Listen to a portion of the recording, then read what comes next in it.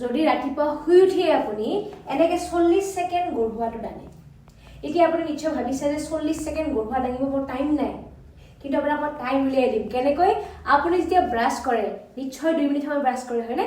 সেই ব্ৰাছ কৰি থকা 2 মিনিটৰ মাজতে আপুনি মই শিকোৱা এই সহজ ব্যায়ামকেইটা কৰক, যিকেইটা যদি আপুনি কৰি যাই থাকে আপোনাৰ ভৰিৰ পৰা শৰীৰৰ ওপৰলৈকে ব্লাড চাৰ্কুলেশ্যনটো ভালকৈ হ'ব। দিয়া হওক আমি একেলগে সেই সহজ ব্যায়ামকেইটা। প্ৰথম ব্যায়ামটো কৰাৰ বাবে আপুনি ব্ৰাছ কৰি কৰিয়ে আপোনাৰ গৰুহাটো দাঙিব। দাঙি আপুনি এনেকৈ 40 ছেকেণ্ড কৰিব। আপুনি যেতিয়া এনেকৈ কৰে আপোনাৰ ভৰিৰ পৰা শৰীৰৰ ওপৰলৈকে ব্লাড চাৰ্কুলেশ্যন একেবাৰে ভাল হৈ যাব।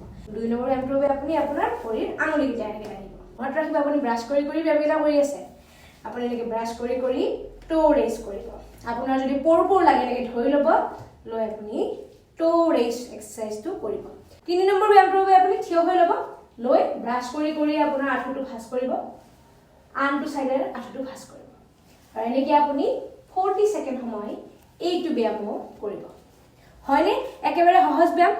আপুনি ব্ৰাছ কৰাতকৈও কম সময় লাগিল আৰু আপোনাৰ সময় নষ্টও নহ'ল। আপুনি কালি ৰাতিপুৱা উঠিয়েই এই সহজ ব্যায়ামকেইটা কৰক আৰু আপুনি দেখিব আপোনাৰ গোটেই দিনটো একেবাৰে এনাৰ্জাইজ লাগিব। কিয়? কাৰণ মই শিকোৱা ব্যায়ামকেইটা কৰি আপোনাৰ শৰীৰত ব্লাড চাৰ্কুলেশ্যন একেবাৰে ভাল হৈ গৈছে। হয়নে বহুত জৰুৰী ভিডিঅ'? তেনেহ'লে শ্বেয়াৰ কৰি দিয়ক। Thank U.